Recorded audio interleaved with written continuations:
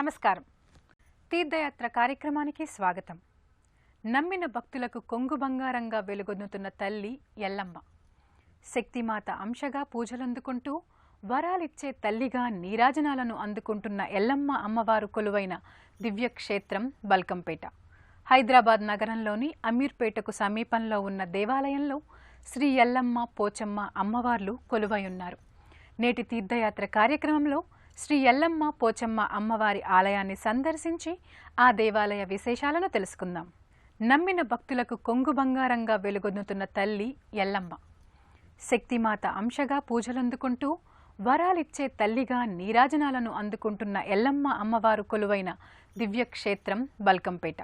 హైదరాబాద్ నగరంలోని అమీర్పేటకు సమీపంలో ఉన్న దేవాలయంలో శ్రీ ఎల్లమ్మ పోచమ్మ అమ్మవార్లు కొలువై ఉన్నారు. నేటి తీర్థయాత్ర కార్యక్రమంలో శ్రీ ఎల్లమ్మ పోచమ్మ అమ్మవారి ఆలయాన్ని సందర్శించి ఆ దేవాలయ విశేషాలను తెలుసుకుందాం. హైదరాబాద్ బల్కంపేటలో శ్రీ ఎల్లమ్మ పోచమ్మ దేవస్థానం నిత్యం భక్తజన సందోహంతో తేజరిల్లుతూ ఉంటుంది. ఎస్ఆర్ నగర్ నుండి, బాలానగర్ నుండి ఈ దేవస్థానానికి చేరుకునే మార్గాలున్నాయి. ఇది తూర్పు అభిముఖంగా ఉన్న దేవాలయం. దేవాలయానికి చేరుతూనే అమ్మవారి రాజగోపురం ఆదిలోనే ఆకర్షణీయంగా కనబడుతుంది. దేవీమూర్తులతో భాసిస్తూ భక్తులను రారమ్మని ఆ తల్లి వాత్సల్య పరిపూర్ణతతో ఆహ్వానిస్తున్నట్లు గోచరమవుతుంది. పైభాగాన పంచకలశాలు సుప్రతిష్ఠితమై ఉన్నాయి. శ్రీ ఎల్లమ్మ దేవత గర్భాలయ దర్శనం ఓ అపురూపం, అనిర్వచనీయం. ఆ తల్లి వెలసిన తీరు, ఆవిర్భవించిన ప్రదేశం విలక్షణమైనవి, మహిమాన్వితమైనవి. నీటిలో శయన భంగిమలో కొలువై దర్శనమిస్తుంది. ఆ తల్లి శ్రీ కంచి పెద్దస్వామిచే సైతం ఆరాధించబడింది. హంపీ స్వాముల వారిచే కూడా పూజలందుకుంది.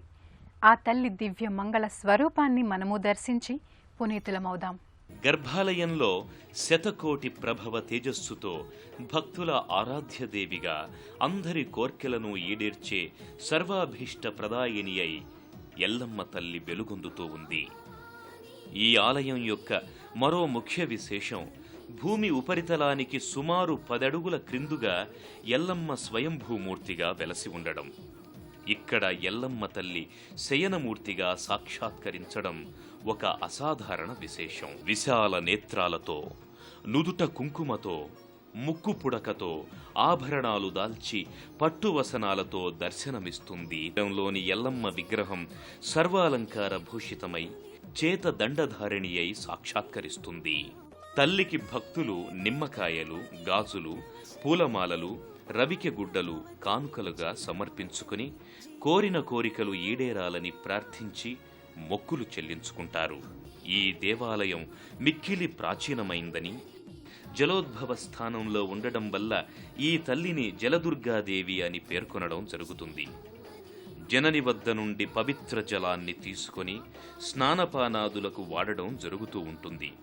ఈ నీటిని సేవించడం వల్ల ఎలాంటి వ్యాధులైనా తగ్గిపోతాయని, సంపూర్ణ ఆరోగ్యవంతులవుతారని భక్తుల ప్రగాఢ విశ్వాసం. అందుకే భక్తులు బిందెలతో అర్చక స్వాముల నుండి నీటిని కోరి తీసుకుంటారు.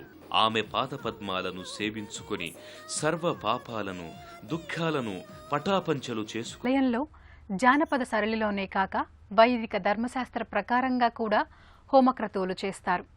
వేద మంత్రాలతో, హోమాలతో ఆ ఆలయ పవిత్రత మరింత ఇనుమడిస్తుంది.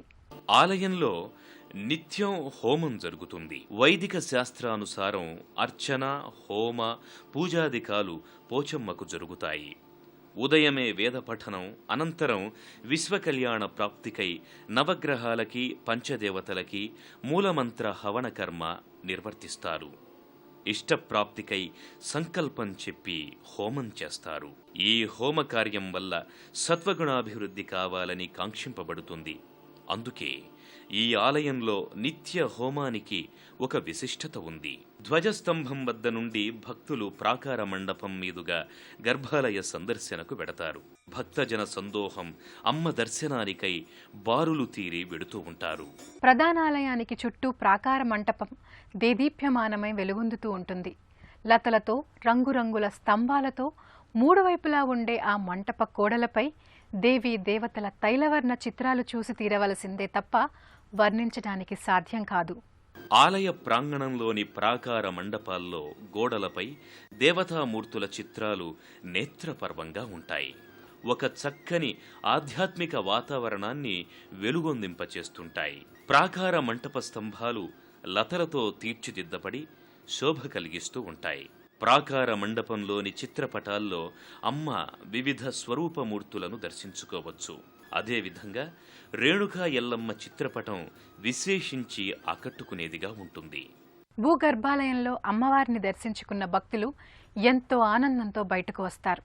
ఆ గర్భాలయానికి ఖచ్చితంగా పైభాగాన ఉన్న కుంకుమార్చనల మంటపానికి చేరుకుంటారు. సతీ సమేతంగా వేంచేసిన భక్తులు అమ్మవారి ఉత్సవమూర్తికి కుంకుమార్చనలు చేయిస్తారు. భక్తులు చేసే సామూహిక కుంకుమార్చనలు కన్నుల పండుగగా ఉంటాయి.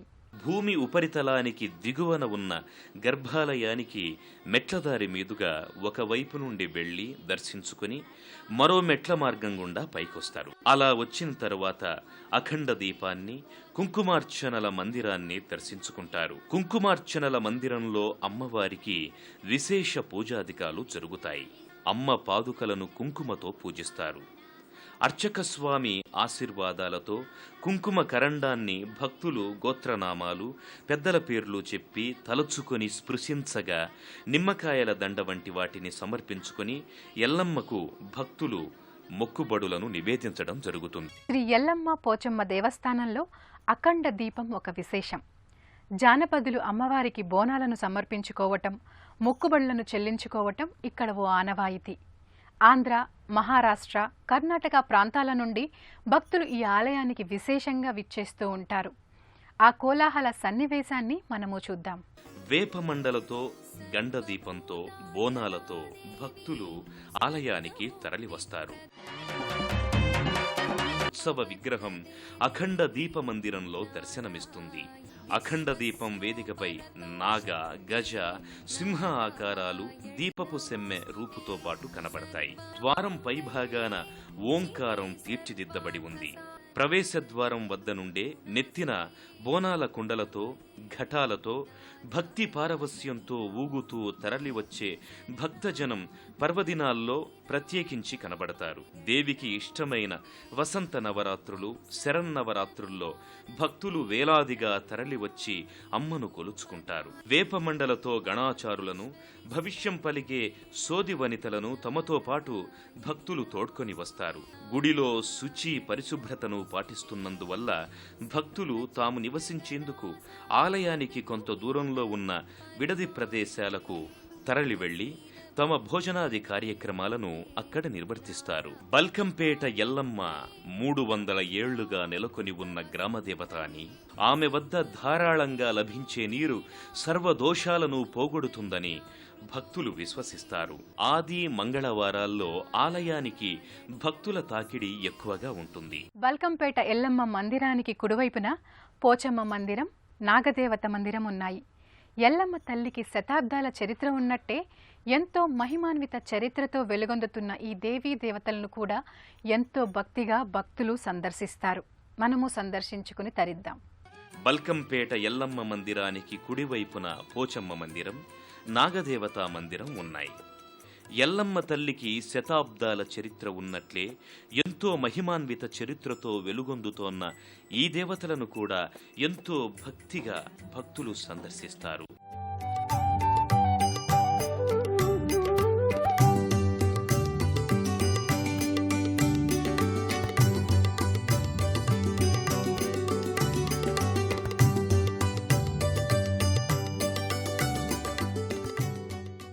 నాగదేవత 5 పడగల మూర్తిగా ఉంది. కంఠభాగాన శివలింగం దర్శనమిస్తుంది. అంతేకాదు, నాగదేవత మానుషీ రూప శిరస్సుతో కొంత ఉగ్రరూపిణిగా కానవస్తుంది. కుంకుమతో, పువ్వులతో, దీపాలతో దేవతను కొలుస్తారు. పోచమ్మ విగ్రహం కూడా గంభీరంగా కానవస్తుంది. ఒక కళ్యాణ మంటపం కూడా ఇక్కడ నెలకొల్పారు. శరన్నవరాత్రులకు అమ్మవారికి జరిగే ఉత్సవాలు ఏటా అత్యంత వైభవంగా జరుగుతాయి. దూర ప్రాంతాల నుండి కూడా ఎందరో భక్తులు, ముఖ్యంగా జానపదులు విశేషించి తరలివచ్చి అమ్మవారిని దర్శించి పూజించి సర్వశుభాలను ఆ తల్లి కృపతో పొందుతుంటారు. తప్పెట్లతో, తాళాలతో, ఊరేగింపులతో, భక్తి పారవస్యపు చిందులతో బల్కంపేట దేవస్థానమంతా పరవళ్లు తొక్కుతూ ఉంటుంది.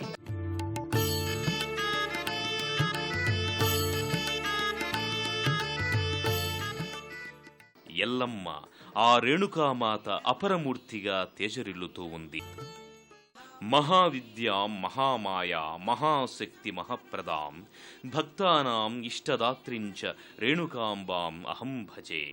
ఎల్లరకు తల్లిగా, జలదుర్గగా, ఎంతో మహిమగల దేవతగా పూజలందుకుంటున్న ఆ ఎల్లమ్మ అమ్మవారు మనందరినీ చల్లగా చూడాలని కోరుకుందాం. సర్వజనులు సుఖ సంతోషాలతో వర్ధిల్లేలా చేయాలని ఆశిద్దాం.